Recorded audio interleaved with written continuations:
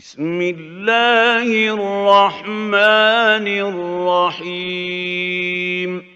تبت يدا أبي لهب وتب ما أغنى عنه ماله وما كسب سيصلى نارا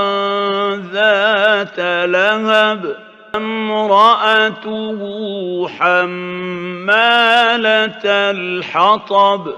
في جيدها حبل من مسد